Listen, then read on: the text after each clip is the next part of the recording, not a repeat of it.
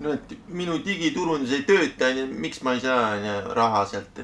no et ma olen ju postitanud oma tooteid ja noh, neid affiliate linke juba sotsiaalmeediasse, miks ma ei saa sealt raha. Et räägi nagu, kes sa oled, millega sa tegeled, et proovi leida see, noh, miks sa teed seda ettevõtet näiteks, mitte et noh, et tule osta krüptot minu kaudu, mul on see affiliate link või noh, et osta mu see 2-leheküljeline töövihik, et noh, et on ju olemas, et seal on nagu mitu põhjust, miks klient ostab, on ju mujalt odavamalt parema, on ju, et noh, mul on need affiliate linki juba ammu olemas mingi teist kaudu ja kust ma saan raha, mitte ei kuluta raha ja noh, need töövihik mul on ka ammu on ju olemas mingi 2 korda odavamalt, 30 korda paksem, on ju, et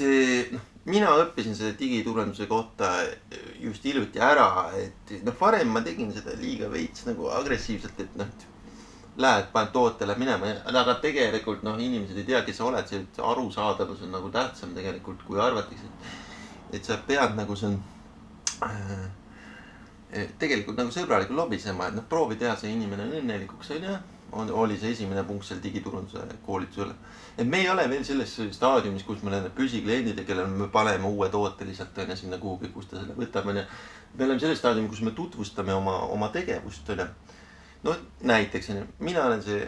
arvutimängude tegija, mulle meeldib arvutimänge teha, ma tegin ka oma selle ettevõtte ja praegu oleme seal ja seal selle ettevõttega näiteks või noh, midagi sellist või näiteks, et järgmine aasta proovin jõuda 20 sendi sisseostudeni online pokeris, et mida sellest arvate, et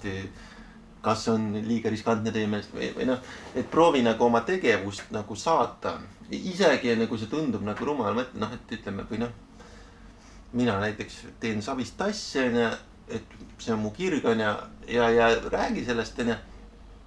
ja inimesed mingi annavad sulle lihtsalt raha selle eest, et see ei ole nagu midagi üle mõistes, aga mis nagu hakatakse nagu rabistama, et noh, et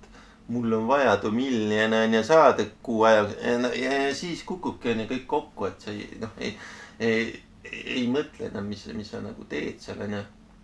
et tegelikult isegi nendes võimatutes kohtades on võimalik nagu müüa, aga see käib nagu hästi aeglaselt, see ei käi nagu nii ruttu. Et sa pead nagu ennast tutvustama, kes sa nagu oled, et inimesed ei saa mitte midagi aru. Kui ma vaatan neid nagu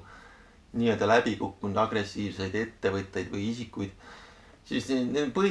minu kliendi, potentsiaalse kliendile minu mure või see probleem on selles alati, et ma ei saa mitte midagi aru, mida see inimene ütleb kuskilt teisest maakonnast või teisest riigist. Et ta ütleb alati midagi väga segast, väga ruttu, paneb mingi hästi kalla toote agressiivselt, millest ma ei ole huvitatud ja kaob ära, nii et sellega ei ole võimalik ühendus saada. Et mina olen huvitatud sõbralikust lobisemisest ja sõbralikust vestlusest, millest siis jälle see rahatahtja ei ole muidugi huvitatud, et noh, miks tal juba ei ole seda rahalist edu sellele ettevõttel või affiliate linkil. Et affiliate linkide kohta ma võin rääkida, kunagi oli see populaarne, oli noh, sellega päriselt käidi, aga mina olin nagu spordiinimene ja siis mulle tuli need pokeri pakkumised ja seal see reaalselt hakkas tööle see affiliate värk ka, noh, et inimesed käisid nagu spordiklubidest sisse välja ja noh, seal ringas, et see oli nagu, see mingi toimis ja see oli nagu naljakas ja sellel ei olnud nagu mingi sihukest eesmärki, et noh, et ma peaks nüüd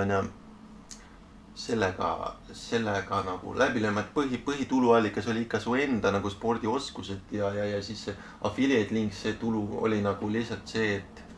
see community building, et see nagu huvitas, et kuidas see community building käib, selle konkreetse spordiklubi juures, ja see ei olnud selleks, nagu põhitulu ei olnud see affiliate links, et ütleme, ma never ei osta krüptot nagunii, aga kui ma veel peaks selle sinu kaudu selle krüpto ostma, et siis noh, see on nagu eriti nõme, et mõtle, et proovi teha see inimene nagu õnnelikuks, ja et jah, pakkumine on üks asi, teine asi on nagu see nõme pealekäimine, et sina oled süüdi, sa ei ole veel ostnud, et seda mul tauniti, kui ma näiteks vegan tooteid niimoodi proovisin müüa, ma olin igav vist seal tööl või olin seal putkas jõuluturul, ost, et see ülemus ikkagi ütles, et proovi armastavamalt suhelda inimestega. Ja see töötas muidugi, see on õks, et päris paljud ostsid, aga noh, see ei ole see ettevõtte tuum, on ju.